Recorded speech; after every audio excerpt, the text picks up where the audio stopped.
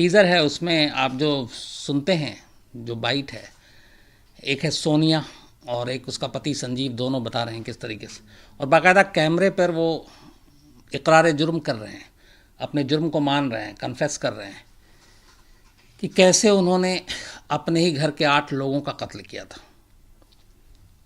मतलब थोड़ा सा सोच के भी अजीब लगता है कि एक बेटी और दामाद अपने ही घर के 8 लोगों को मार दे 2 घंटे के अंदर।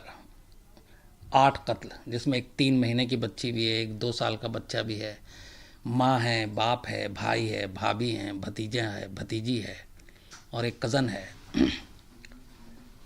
और बुरी तरह से मारना, और वो भी सिर्फ दौलत के लिए, जायदाद के लिए। ये कहानी जितनी खौफनाक है, इस कहानी के कुछ पहलू भी बड़े अजीब व गरीब हैं। कायदे से अक्सर केस में हम लोगों ने ये देखा है कि नीचे की अदालत फांसी की सज़ा देती है तो ऊपरी अदालत उसको उम्र कैद में तब्दील कर देती है। यहाँ उल्टा है।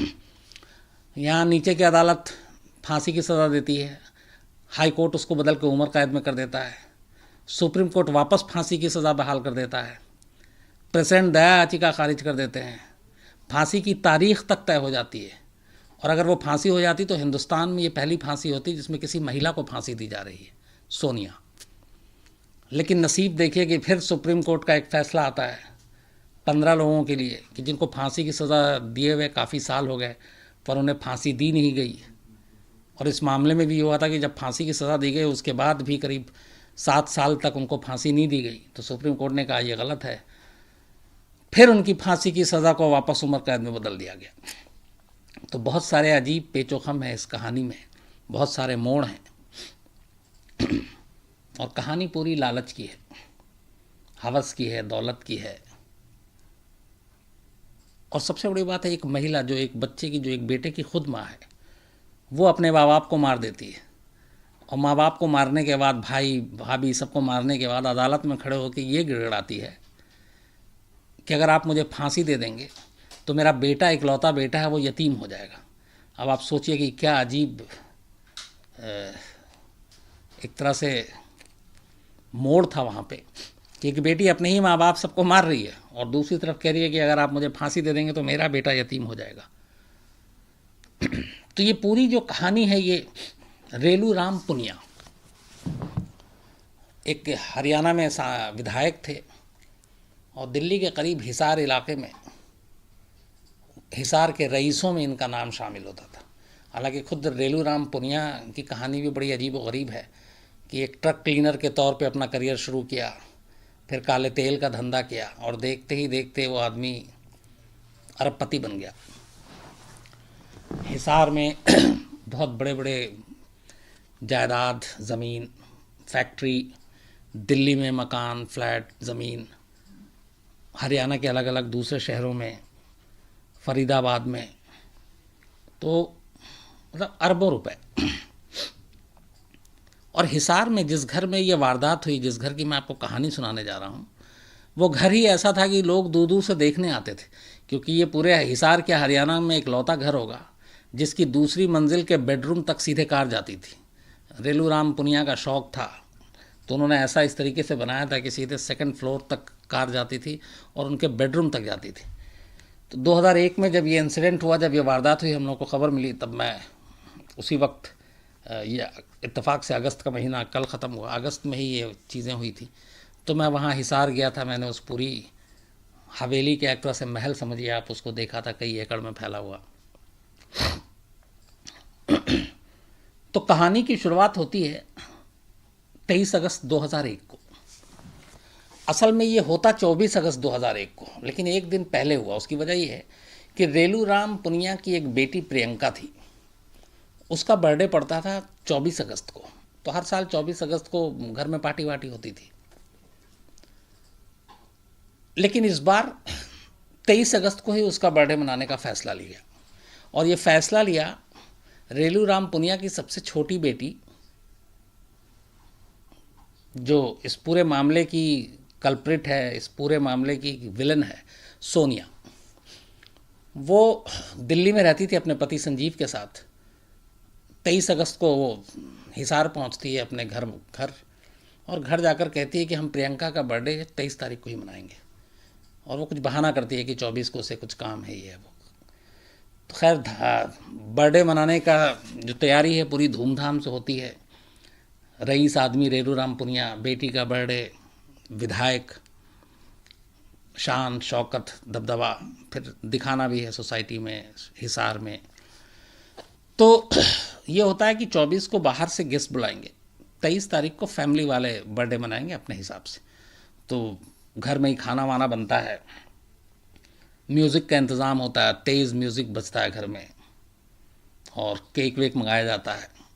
और उस रेलू राम पुनिया के परिवार के सारे लोग मौजूद थे। उस परिवार में टोटल 9 लोग थे। रेलू राम पुनिया, उनकी वाइफ, उनका एक बेटा सुनील, बहू, 3 बच्चे, सोनिया और उसका हस्बैंड, 9 लोग। एक कज़न भी वहीं पे उस घर में उस वक्त मौजूद था। तो कुल मिला के उस 23 अगस्त की रात को 10 लोग उस हवेली में मौजूद थे, हिसार में रेलू राम पुनिया के घर पे। अंधेरा होता है रात का, बर्थडे अपने शबाब पे, जश्न, म्यूज़िक बज रहा है, लोग खुश हो रहे हैं, कुछ झूम रहे हैं, कुछ खाना वाना भी बन रहा है घर में। इसी बीच खाना वाना खाने के बाद जब करीब रात के 10-11 बजते हैं तो सोनिया जो है वो चाय बनाती है पूरे घर के लिए, और कहती है कि सबको चाय पिलाते हैं। और चाय में वो बेहोशी की दवा मिला देती है। बेहोशी की दवा मिलाने के बाद वो सबको चाय देती है। पूरा घर का मेंबर, वो 3 महीने की जो बच्ची थी उसको भी वो चाय पिला देती है, छुप छुपा के। चाय पीते ही पूरा घर बेहोश हो जाता, सिर्फ 2 लोगों को छोड़कर, एक सोनिया, एक उसका हस्बैंड संजीव। थोड़ा देर इंतज़ार करती है, टटोलती है। कुछ लोग ऊपर चाय पी रहे थे फर्स्ट फ्लोर पे, कुछ सेकंड पे, 2 फ्लोर पे रहते थे पूरे परिवार के लोग। तो चाय के पिलाने के करीब 5-7 मिनट के बाद सोनिया और संजीव एक एक घर के सदस्य को जाकर टटोलते हैं, कौन होश में है कौन नहीं है। तो देखते हैं कि सारे बेहोश हो चुके हैं। इसके बाद सोनिया संजीव से कहती है कि तुम अपना रिवॉल्वर निकालो और इन सबको गोली मार दो। अब संजीव रिवॉल्वर निकालने के बाद कहता है कि इस रिवॉल्वर में सिर्फ 6 गोली है और आदमी 8 है, तो बाकी 2 को कैसे मारेंगे? और गोली से ये भी है कि पक्का मरें कि नहीं मरें इसकी भी गारंटी नहीं है, इंजर्ड हो भी सकते हैं, और ऑलरेडी बेहोश हैं तो पता कैसे चले। सोनिया इतनी ज़्यादा डिस्परेट थी अपने पूरे घर वालों को मारने के लिए कि वो फिर गुस्सा होती है अपने ही पति पर, कहती है तुम किसी काम के नहीं हो। और वो घर में रॉड रखा था लोहे का बहुत बड़ा सा, वो उठा के ले आती है, कहती है तुम रिवॉल्वर साइड में रखो, ये लो रॉड, घर के हर मेंबर के सर पे 2-4 बार मारना ज़ोर ज़ोर से, तो उसमें बचने की गुंजाइश नहीं है। इसके बाद वो सबसे पहले यहाँ पे 1-2 चीज़ थी कि जो उसका भाई था वो बहुत ज़्यादा, सुनील, सोनिया का, वो हट्टा कट्ठा लंबा चौड़ा था, तो वो अकेले इन दोनों से मुकाबला भी कर सकता था, पर वो उस वक्त बेहोश था। तो उसने कहा कि नहीं, पहले उसको नहीं मारेंगे, अगर नहीं मरा तो वो जाग गया और कुछ हो गया तो फिर प्लान चौपट हो जाएगा, तो ये हो कि सबसे लास्ट में उसको मारेंगे। तो सबसे पहले ये सोनिया अपने पिता के रूम में जाती है, रेलू राम पुनिया के रूम में, बेहोश पड़े हुए थे। रॉड उठाती है, संजीव को देती है, अपने पति को, कहती है मारो सर पे। अब संजीव ने अपने इंटरव्यू में बोला, जो वीडियो पे रिकॉर्ड है, जो आप देखेंगे, आप टीज़र में है, इसके बाद आप सुनिएगा उसको, क्राइम तक पर ही डाला मैंने। उसके हाथ पैर कांपने लगते हैं, उसकी हिम्मत नहीं होती कि उसने कभी पहले कोई मर्डर किया नहीं था, और वो भी अपने ससुर का मारने जा रहा, तो वो मार नहीं पा रहा। सोनिया उसको उकसा रही है, नहीं मारो, तुम क्या हो, बुज़दिल हो, ये हो, एक छोटा सा काम नहीं होता, अगर हम नहीं याद करेंगे तो कल के बाद हम बेकार हो जाएंगे, फिर ये लोग हमें मार देंगे। तो उसको इतना उकसाती है कि लास्ट में फिर वो अपना आपा खोता है और उसके बाद सीधा रॉड उठाता है और रेलू राम पुनिया के सर पे एक के बाद एक 3-4 वार करता है। जब वो ये वार कर रहा होता तो सोनिया अपने बाप के सिरहाने खड़ी हुई है और वो वार होते हुए देख रही है, वो सर पे मार रहा है, वो सिरहाने खड़ी हुई है। उसके बाद जब 3-4 वार के बाद वो अचानक खून बहता है और सर लगभग फटी जाता है, लोहे का रॉड था, और एक पैर फिर बिस्तर से नीचे गिर जाता है। फिर वो नब्ज़ टटोलती है खुद अपने हाथ से, और उसे यकीन हो जाता है कि मर गया, तो वो अपने पति से हाथ मिलाती है, शेक हैंड करती है, बधाई देती है, चलो पहला काम पूरा हो गया। एक बेटी अपने बाप के कत्ल के बाद बधाई दे रही है अपने पति को। उसके बाद ये लोग दूसरे कमरे में जाते हैं, वहाँ सोनिया की माँ थी, वो भी बेहोश पड़ी हुई थी। अब वो फिर उससे कहती है कि इसको रॉड मारो, वो फिर घबराता है संजीव, तो वो उसे फिर गुस्सा दिलाती है। उसके बाद जब तक वो नहीं मारता, ये तकिया उठा के अपनी माँ के मुंह पे तकिया रख के उसका गला घोटने की कोशिश करती है। अब कितना गला घोटा था, मर चुकी थी ये नहीं पता, लेकिन उसके बाद थोड़ी देर के बाद कुछ मिनट 2 मिनट तकिया मुंह पे रख के उसका वो तकिया हटाती, फिर कहती अब तो मारो। फिर उसका पति रॉड उठाता है, अब वो सोनिया की माँ के सर पे 3-4 वार करता है। सोनिया की माँ भी जो है अब वो दम तोड़ देती है। इसके बाद वो बच्चों के कमरे में जाती है। उस घर के 2 बच्चे थे, वो एक कमरे में थे जिसमें 3 साल की बच्ची, 2 साल का बच्चा, उनके सर पे भी रॉड मारते हैं, संजीव मारता है। और सोनिया बाकायदा खड़ी भी है, इंश्योर करने के लिए खड़ी रहती है कि ये मरे हैं कि नहीं मरे। तो इन सब का मर्डर हो चुका है, कज़न को भी मार दिया। अब बचते हैं सिर्फ उसका भाई सुनील और उसकी भाभी। उसका ये कमरे में जाते हैं दोनों, सुनील बेहोश पड़ा हुआ था। फिर वो कहती कि सुनील को ज़्यादा मारना, ज़्यादा ज़ोर से मारना है क्योंकि हट्टा कट्टा है, इसके बचने की कोई भी गुंजाइश नहीं बचे। तो फिर संजीव जो है इतने मारने के बाद, अब उसका जो इंटरव्यू है उसमें ये कहता है कि उसका दिमाग भी काम करना बंद कर गया। उसे लगा कि अब तो जो हो गया, अब हमने किसी को भी छोड़ा तो हम फंसेंगे। उसके बाद वो सुनील के सर पे कई वार करता है, सर बिल्कुल फट चुका होता है, सुनील भी मारा जाता है। उसके बाद वो सुनील की वाइफ सोनिया अपनी भाभी के कमरे में जाती है,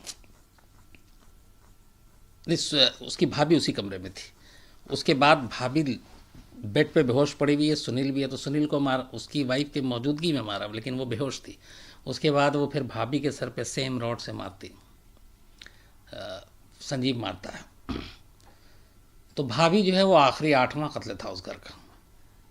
पर कहानी यहीं ख़त्म नहीं होती। इसके बाद वो बारी बारी से फिर हर एक लाश के पास दोनों हस्बैंड वाइफ जाते हैं, सोनिया और संजीव, और वो सारी लाशों को चेक करते हैं। और ये सारी चीज़ें जब हो रही थी तो ये भी एक डर था कि कहीं बेहोशी में भी कोई चीख ना पड़े जख्म दर्द की वजह से। तो म्यूज़िक सिस्टम पूरी साजिश के तहत लाई गई थी बर्थडे मनाने के लिए। तो वो उसका वॉल्यूम बहुत तेज़ था ताकि घर के बाहर किसी को चीख की आवाज़ ना सुना दे, या एक कमरे में अगर हम मार रहे हैं तो दूसरे कमरे वाले तक चीख की आवाज़ सुनाई दे। तो गाने बज रहे थे, म्यूज़िक का वॉल्यूम बहुत तेज़ था, और उस म्यूज़िक की वॉल्यूम के साथ एक एक कर घर के 8 लोगों को उसी घर की बेटी अपने पति के हाथ से मारती जा रही थी। और हर कत्ल के बाद वो अपने पति से हाथ मिलाती, उसे मुबारकबाद देती, और दोनों खुश होते। हालांकि संजीव थोड़ा सा डरा सहमा हुआ था, लेकिन वो उस वक्त जो सिचुएशन था, अगर संजीव के हिसाब से मैं आपको बताऊं, तो ऐसा लग रहा था कि जैसे सोनिया अपने आपे में है ही नहीं, और वो इंसान भी उस वक्त नहीं। उसके इतनी नफ़रत थी अपने घर वालों को लेकर कि उसकी आंखें एकदम खुली हुई थी, बड़ी हो रही थी। और वो हर रॉड लोहे का जब सर पे पड़ता था तो वो अपने उस फैमिली मेम्बर को ऐसे घूर रही थी कि बस जैसे कि ये फ़ौरन मर जाए। तो संजीव कहे कि 1-2 बार तो सोनिया की आंखें उस वक्त देख के खुद वो डर गया था कि ये पता नहीं कैसी है। तो 8 कत्ल के बाद वो हर लाश को दोबारा टटोलती है, चेक करती है। जब उसे यकीन हो जाता है कि सब मर चुके हैं, तो ये सारी चीज़ें करीब इसको करने में 2 घंटे का वक्त लगता है, 8 लोगों का कत्ल करने में। तब तक बहुत लेट हो चुका था, करीब 11 बजे ये सिलसिला शुरू हुआ था, 1 बजे तक कत्ल होता है, कत्लेआम होता है घर के अंदर 2 फ्लोर पे। अब उस घर में सिर्फ 8 लाशें थी और 2 जिंदा लोग थे, एक संजीव, एक सोनिया। इसके बाद ये है कि अब दुनिया को क्या बताएंगे कि कैसे हुआ, पकड़े जाएंगे, घर में मौजूदगी है।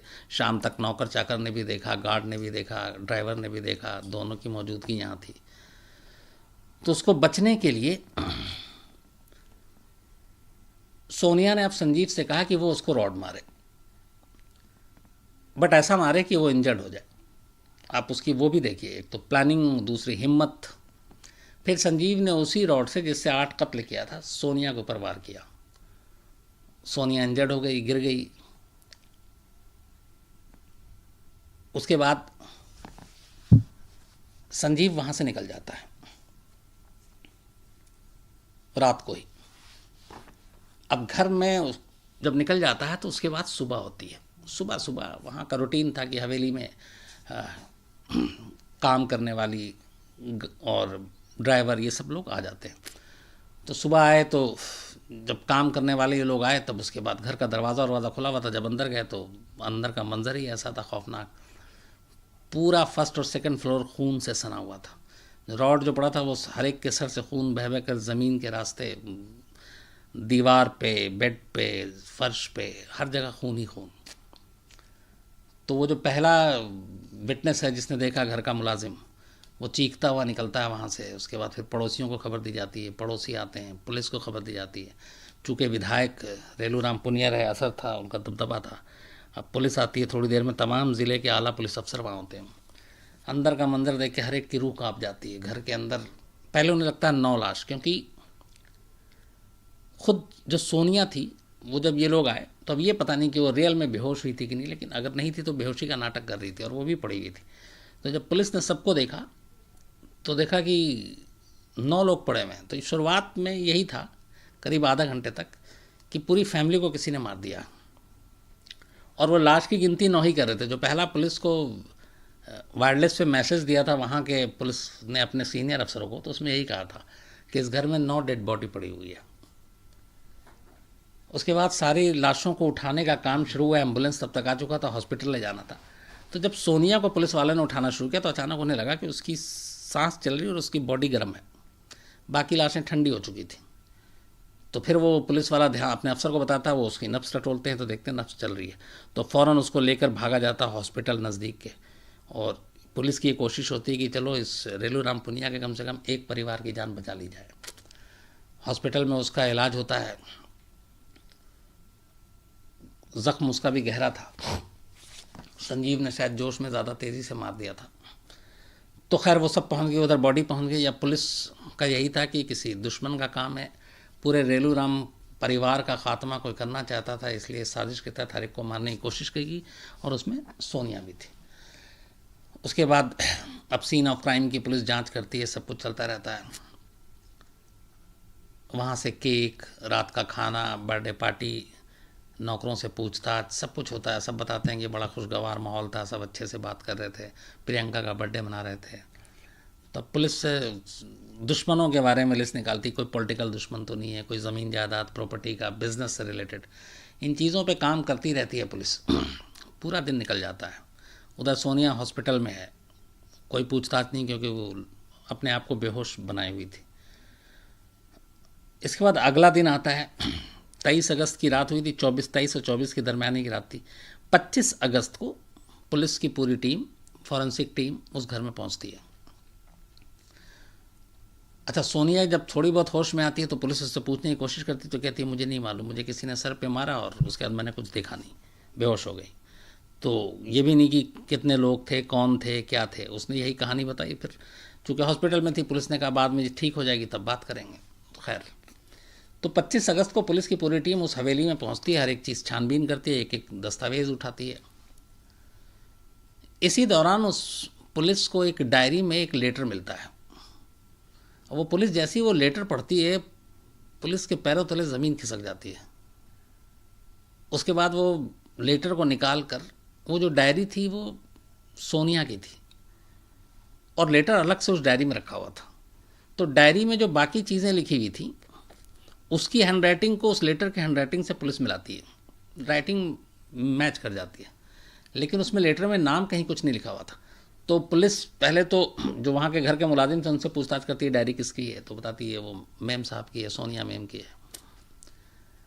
उसके बाद पुलिस वो डायरी और लेटर अपने पास रख लेती है और सीधा सीनियर पुलिस ऑफिसर हॉस्पिटल पहुँचते हैं।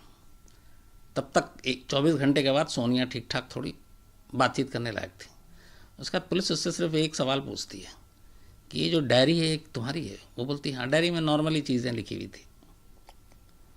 तो पुलिस उससे पूछती है कि हैंडराइटिंग भी आपकी है? वो बोलती है हाँ।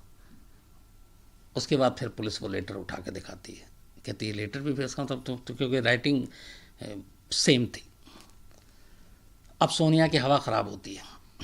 उस लेटर में जो लेटर लिखा था वो लेटर संजीव को लिखा गया था, और संजीव को सोनिया ने लिखा था, अपने ही पति को। और उस लेटर में ये था कि मैं अपने घर वालों से इतना नफरत करती हूँ कि अब इनमें से मैं किसी को ज़िंदा नहीं छोड़ूंगी और इन सबको मार दूंगी। तुम साथ दो या ना दो, दोगे तो ठीक है, नहीं दोगे तो मैं अकेले करूंगी। अब जब ने पुलिस ने ये लेटर पढ़ा तो उसने कहा कि फिर तो कातिल घर का ही है। इसके बाद पुलिस उससे पूछती रही, लेकिन सोनिया तब तक कुछ नहीं बताई। फिर संजीव को ढूंढा गया, संजीव दिल्ली में मिला, संजीव को पकड़ा गया, संजीव को टॉर्चर किया गया तो संजीव ने कहानी सुना दी। फिर संजीव और सोनिया का आमना सामना कराया गया तो सोनिया टूट गई। फिर उसने एक्सेप्ट किया, और उसने जो कहानी सुनाई वो ये थी कहानी कि सोनिया ताइक्वांडो की प्लेयर थी, और ये भी स्पोर्ट्समैन था संजीव। तो वहीं पे खेल खेल के दौरान दोनों की मुलाकात होती थी, और इन दोनों में प्यार हो गया, दोनों ने शादी कर ली।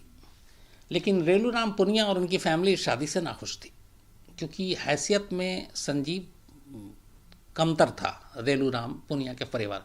वो अरबपति लोग थे, ये नॉर्मल परिवार का। लेकिन फिर भी बेटी की मोहब्बत में आकर रेलूराम का परिवार तैयार हो गया, और फिर उन्होंने शादी को मान्यता दे दी और शादी हो गई दोनों की। उसके बाद सोनिया को एक 1.5 साल का बेटा भी हुआ। जब ये 23 अगस्त 2001 को, जिस रात को ये कत्लेआम हुआ था, तब सोनिया का बेटा 1.5 साल का था, और उसने अपने उस बेटा को दिल्ली में अपने ससुराल में रखा हुआ था।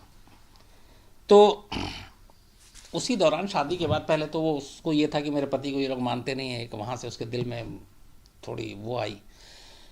दूसरा, वो उसने अपने पति की हैसियत बढ़ाने के लिए रेलूराम ने बहुत सारी मदद की थी, लेकिन वो चाहती थी कि एक नया बिजनेस शुरू करेगा संजीव, और उसके लिए उसे पैसे की ज़रूरत थी।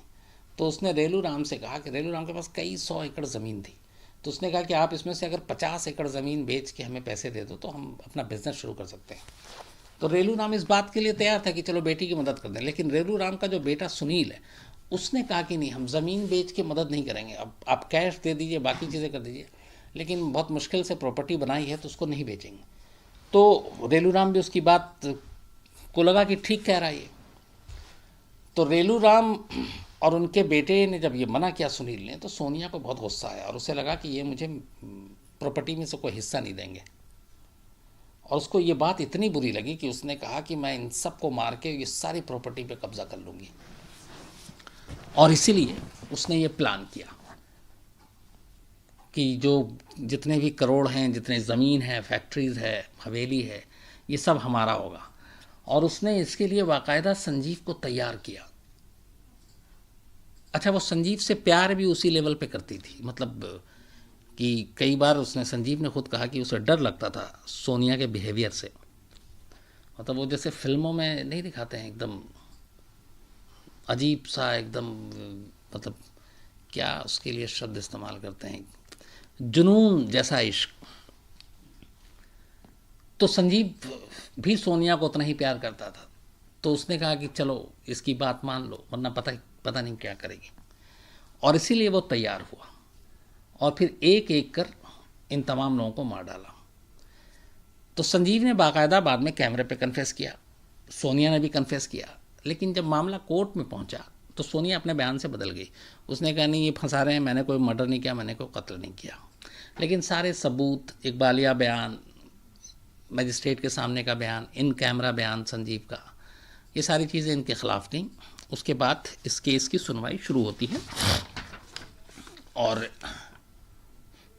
लोअर कोर्ट में मामला चलता है। लेकिन ये मामला इतना ज़्यादा वो था कि एक ही फैमिली के 8 लोगों को, वो भी अपनी ही बेटी और उनका दामाद मार दे, तो उसको लेके बहुत सारा, मतलब लोगों में भी गुस्सा था, प्रेशर भी था, मीडिया लगातार इस खबर को कर रही थी।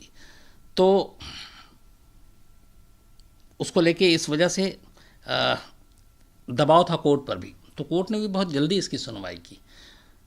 23 अगस्त 2001 को ये मर्डर हुआ था। 31 मई 2004 को, मतलब 3 साल के बाद ही, जो सेशन कोर्ट है हिसार की, उसने सोनिया और संजीव को फांसी की सज़ा सुना दी। इसके बाद इन्होंने चैलेंज किया, लेकिन 1 साल के अंदर अंदर, मतलब 31 मई 2004 को सेशन कोर्ट ने सज़ा सुनाई फांसी की, उसके बाद 12 अप्रैल 2005 को Punjab and Haryana high court ने भी इसकी सुनवाई अपनी पूरी कर ली, लेकिन उस फैसले में उन्होंने लोअर कोर्ट की फांसी की सज़ा को बदलकर उम्र कैद में कर दिया। तो यहाँ से राहत मिली सोनिया और संजीव को। इसके बाद मामला सुप्रीम कोर्ट में गया। 15 फरवरी 2007 को सुप्रीम कोर्ट ने अपना फैसला सुनाया और सुप्रीम कोर्ट ने हाई कोर्ट के फैसले को पलट दिया। लोअर कोर्ट ने के फैसले को हाई कोर्ट ने पलटा था, अब हाई कोर्ट के फैसले को सुप्रीम कोर्ट ने पलट के वापस फिर से फांसी की सज़ा को बरकरार रखा। उन्होंने कहा कि ये चूँकि ऐसा मामला है रेयरेस्ट ऑफ रेयर कि इसमें फांसी की सज़ा ही होनी चाहिए। तो सोनिया और संजीव को सुप्रीम कोर्ट से फांसी मिल गई। उसके बाद इन्होंने इस फैसले के खिलाफ पुनर्याचिका दाखिल की उसी सुप्रीम कोर्ट में। 23 अगस्त को 2007 को इस पर भी फैसला आ गया, उस याचिका को भी रद्द कर दिया गया, मतलब फांसी की सज़ा बरकरार रहेगी। उसके बाद ये तक हुआ कि फिर सुप्रीम कोर्ट के इस रद्द होने के बाद 23 अगस्त 2007 को जब सुप्रीम कोर्ट ने यह फैसला रद्द कर दिया कि नहीं आपकी फांसी बरकरार रहेगी, उसके अगले महीने और 1 सितंबर है आज, एक ही सितंबर के दिन 1 सितंबर 2007 को वापस, चूँकि सारे फैसले ऊपर से रिजेक्ट हो गए थे, अब फांसी की सज़ा थी, तो 1 अगस्त 2007 को हिसार सेशन जज ने, जिसने पहली बार फांसी की सज़ा सुनाई थी, उसने बाकायदा इन दोनों की फांसी की तारीख भी मुकर्रर कर दी और कहा कि इन लोगों को 26 नवंबर 2007 को फांसी दे दी जाए। दोनों अम्बाला जेल में बंद थे, अम्बाला जेल को इन्फॉर्मेशन दे दी गई। सेशन कोर्ट ने अपना ऑर्डर पास किया कि 2007 26 नवंबर को इन दोनों को फांसी दे दें, क्योंकि इनकी सारी सुप्रीम कोर्ट में भी पुनर्याचिका भी खारिज हो गई है, अब इनके पास कोई कानूनी और रास्ता बचा नहीं है, इसलिए फांसी के हकदार हैं और इनको फांसी होनी चाहिए। तो अब फांसी की तारीख मुकर्रर अम्बाला जेल को इन्फॉर्म कर दिया गया। तब इसने ये दलील देनी शुरू की सोनिया ने कि मेरा बेटा जो उस वक्त 1.5 साल का था और 2007 आते आते करीब 7.5 साल का हो गया था, उसने कहा कि हम ही उसके माँ बाप हैं और उसका पालन पोषण करने वाला और कोई है नहीं, तो इसलिए अगर आप हम दोनों को मौत दे दोगे तो मेरे बच्चे का पालन पोषण कौन करेगा, वो यतीम हो जाएगा। ये वो बेटी कह रही है जिसने अपने पूरे ख़ानदान को मार डाला और अब अपने बच्चे की आड़ में वो रहम की अपील कर रही थी कि मेरे बच्चे को यतीम हो जाएंगे, इसलिए आप हमें फांसी ना दो। लेकिन उसकी इसी को ग्राउंड बनाकर उसने फिर पुनर्याचिका जब खारिज हो गई सुप्रीम कोर्ट में, तो प्रेसिडेंट के पास दया याचिका रहम की अपील के तौर पे भेजा उसने। तब प्रणब मुखर्जी राष्ट्रपति हुआ करते थे, तो वहाँ पे उसने भेजा। लेकिन अप्रैल 2013 में दया याचिका राष्ट्रपति ने खारिज कर दी। मतलब 7 से लेकर 6 साल तक प्रेसिडेंट हाउस में ये मर्सी पिटिशन पड़ी रही। प्रेसिडेंट हाउस में हमेशा बहुत सारी पड़ी रहती है।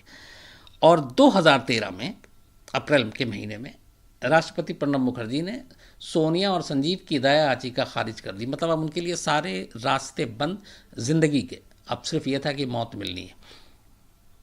उसके बाद फिर कवायद शुरू हुई कि अब नई डेट क्या होगी फांसी की, और अगर ये दया याचिका खारिज होने के बाद सोनिया को फांसी हो जाती और संजीव को, तो हिंदुस्तान की ये पहली औरत होती जिसे फांसी दी गई। आज तक हिंदुस्तान में किसी महिला को फांसी नहीं दी गई, तो ये हो सकता था। तो अब दया याचिका के बाद ये तय हो गया था कि सोनिया को फांसी होगी, बस तारीख का हेरफेर था, क्योंकि उसके बाद डेथ वारंट साइन हो चुका है। अम्बाला जेल में बस मैसेज पहुंचना था, जल्लाद को तैयारी करनी थी, एक डेट फिक्स होना था। 13 में कभी भी इन दोनों की फांसी तय थी। अप्रैल के बाद, मतलब हो सकता था कि अप्रैल के पहले पखवाड़े में फांसी की सज़ा हुई थी, अप्रैल के एंड होते होते भी फांसी हो जाती, क्योंकि जैसी डेथ पेनल्टी साइन हो जाता उसके अगले 2-4-5 दिन के अंदर फांसी हो जाती है। डिपेंड करता है कि आपके पास जेल में वो फैसिलिटी है, आपके पास तैयारी है कि नहीं है। और अगर उस जेल में फांसी की फैसिलिटी नहीं है तो किसी और जेल में जहाँ फांसी दी जा सकती है वहाँ भेज देते हैं। तो अब इनकी मौत एकदम नज़दीक थी और तय था कि अब इनकी मौत पे कोई भी रोक नहीं लगा सकता है, क्योंकि सारे कानूनी दरवाजे बंद, आखिरी दरवाज़ा राष्ट्रपति का वो भी बंद। अब बस सिर्फ तारीख का इंतज़ार करना था। लेकिन इत्तेफाक देखिए कि अप्रैल 2013 में फांसी की सज़ा तय होती है, राष्ट्रपति की तरफ से मर्सी पिटीशन खारिज हो जाती है, उसके बावजूद इन दोनों को फांसी नहीं दी जाती। और ये वजह आज तक नहीं मालूम कि क्यों डिले हुआ। तो अप्रैल 2013 में मर्सी पिटीशन खारिज, उसके बाद वक्त बीतता है और जनवरी 2014 आ जाता है। मतलब 8 महीने गुजर गए प्रेसिडेंट को खारिज किए हुए, पर उन 8 महीनों में फांसी नहीं हुई। इसी दौरान सुप्रीम कोर्ट में कुछ लोगों ने एक याचिका दाखिल कर रखी थी कि जिनकी फांसी की सज़ा दिए हुए सुप्रीम कोर्ट से 10 साल, 8 साल, 5 साल बीत गए हैं, उनकी फांसी की सज़ा को उम्र कैद में बदल दिया जाए। दलील ये दी गई कि इतने लंबे वक्त तक अगर एक फांसी का सज़ा पाया हुआ शख्स मौत का इंतज़ार कर रहा है तो इसका मतलब है कि वो हर दिन मर रहा है, वो हर दिन उस मौत के इंतज़ार में किस्तों में मर रहा है। तो ये उसके साथ कानूनन नाइंसाफ़ी है। आपने सज़ा दी है अगर फांसी की, तो उसको फांसी की सज़ा फ़ौरन दीजिए, उसको इंतज़ार मत कराइए। और जिस इंसान को ये कहा गया था कि पता है कि हमें फांसी है, हमें फांसी पे चढ़ना है, तो वो जितना लंबा इंतज़ार होता है वो तो हर दिन मरता है। तो ये सारी दलीलें दी गई, जिसके बाद सुप्रीम कोर्ट ने 21 जनवरी 2014 को एक फैसला सुनाया। उस फैसले में ये दलील को माना गया कि हाँ, जिन्हें फांसी की सज़ा दी जा चुकी है और उनको लंबे वक्त तक कोर्ट के आदेश के बावजूद, दया याचिका खारिज होने के बावजूद फांसी पर नहीं चढ़ाया गया, तो ये उनके साथ नाइंसाफ़ी है। तो ऐसे 15 मामले सुप्रीम कोर्ट ने सूचीबद्ध किए। 15 उन लोगों के जिनको फांसी की सज़ा हुए हुए 5 साल से ज़्यादा हो चुके थे और उनको फांसी पे नहीं लटकाया गया। सुप्रीम कोर्ट ने उन 15 मामलों में सारी की सारी फांसी की सज़ा को बदलकर उम्र कैद में तब्दील कर दिया, सिर्फ इस दलील के आधार पर कि ये उनके साथ नाइंसाफ़ी। अगर फांसी की सज़ा हुई थी तो फांसी उनको वक्त पे मिलनी चाहिए थी, लटकाना नहीं चाहिए था। तो 15 ऐसे मामले जो 5 साल से ज़्यादा पुराने थे, उनको उम्र कैद में तब्दील कर दिया गया। और नसीब देखिए कि उन 15 मामलों में 2 मामले सोनिया और संजीव के थे। तो हर तरफ से मौत तय थी, यकीनी थी, मरना था। लेकिन एक याचिका आती है और सुप्रीम कोर्ट का एक फ़ैसला आता है, और वो फ़ैसला इनके लिए मौत से सीधे ज़िंदगी का पैगाम था। फांसी पे चढ़ते चढ़ते, मतलब 2007 में तो तारीख तक मुकर्रर थी, और इनकी फांसी को उम्र कैद में तब्दील कर दिया जाता है। आज भी सोनिया और संजीव, दोनों पति पत्नी, जो बिल्कुल मौत के करीब तक पहुंच चुके थे, फांसी हो जानी चाहिए थी, एक फ़ैसले ने बचा लिया। दोनों की फांसी को बदलकर उम्र कैद में तब्दील कर दिया गया, और आज दोनों अम्बाला जेल में आज भी हैं। और ताउम्र जब तक इनकी ज़िंदगी है, सुप्रीम कोर्ट का फ़ैसला यही है कि ये जेल में ही रहेंगे और यही इनकी सज़ा है। तो ये थी एक पूरी अजीब कहानी, जिसमें एक तरफ खौफनाक कत्लेआम, मतलब एक ही परिवार के इतने लोगों का कत्लेआम, बहुत कम ऐसे सुनने को मिलते हैं। दूसरी तरफ मौत को लेकर इतने सारे ट्विस्ट, एक कोर्ट फांसी, फिर उम्र कैद, फिर फांसी, फिर उम्र कैद। तो रेलू राम पुनिया की ये कहानी न सिर्फ इस मर्डर के लिए याद की जाएगी, बल्कि इस कानूनी फैसले के लिए भी याद की जाएगी। और ख़ास तौर पे ये कि जिसकी फांसी की तारीख तय हो चुकी है, मुकर्रर हो चुकी है, 2007 या 18 चल रहा है, 11 साल पहले, वो आज भी ज़िंदा है और अब उम्र कैद की सज़ा काट रहे हैं। तो सोनिया और अब सोनिया का बेटा भी बालिग हो चुका है, क्योंकि वो 2001 में 1.5 साल का था, या 18 है तो 19 साल से ऊपर का हो चुका है। और उसने कई बार ये दलील दी है अपने बेटे को लेकर। बीच में ये लोग पैरोल पर भी छूट कर आए थे, और जब पैरोल पर छूट कर आए थे तब हम लोगों ने इनका इंटरव्यू भी किया था, और तब ये सोनिया ने तब फिर पलटी मारी थी कि उसे फंसाया गया है, उसने ऐसा कुछ नहीं किया। लेकिन उससे पहले सारे वीडियो पे ही इनके कन्फेशन है, सब कुछ है। और कन्फेशन का कुछ ट्रेलर जो है, कुछ झलकियाँ जो हैं, सोनिया क्या कह रही है और संजीव क्या कह रहा है उस कत्लेआम के बारे में, कैसे रेलू राम के सर पे 3-4 वार करने के बाद सोनिया संजीव से क्या कहती है, जो मैंने आपको सुनाया, वो सब क्राइम तक पे उस टीज़र में आप अभी देख सकते हैं, जो डाला गया है शाम को, कि एक बेटी ने घर को शमशान बना दिया उसी नाम के साथ। तो ज़रूर देखिए उसको, और उनके कन्फेशन को भी आप सुन सकते हैं क्राइम तक पर। और पूरी स्टोरी अगर आप, चूँकि हम लोगों ने शूट किया, मैं उस दिन लोकेशन पे भी था और मैंने इसको फॉलो बहुत किया। मैं सोनिया और संजीव से कम 3 बार मिला हूँ। और उसके बारे में ये भी है कि रिपोर्ट, वो जेल में और कोर्ट में जब पेशी होती थी, अब तो कोर्ट का मतलब नहीं रहा, जब शुरुआत में तो वो दबंग टाइप की थी, मतलब पुलिस वालों को भी हड़का देती थी। तो उसके तेवर वही थे, मतलब फांसी की सज़ा जब हुई तब तक उसके तेवर वही थे, जब पैरोल पे आई तब तक उसके तेवर वही थे। मतलब एकदम उसे कहीं से एहसास नहीं था, और आज तक उसे कभी इस बात का पछतावा नहीं है कि उसने अपने हाथों से अपने पूरे ख़ानदान का खात्मा कर दिया। ये कभी उसकी बात से नहीं लगा, कभी उससे मिल के नहीं लगा, और ना कभी उसने ये इकरार किया। उसने हमेशा, उसका फेस देखें तो ऐसा लगता है कि जैसे उसके चेहरे पे कुछ इमोशन नाम की चीज़ ही नहीं है। तो ये एक बेटी के हाथों अपने ही घर के खात्मे की हिंदुस्तान में शायद ऐसी दूसरी मिसाल नहीं है। तो ये कहानी थी रेलू राम पुनिया की। अच्छा लगा हो तो बताइएगा, और ना लगा हो तो भी बताइएगा।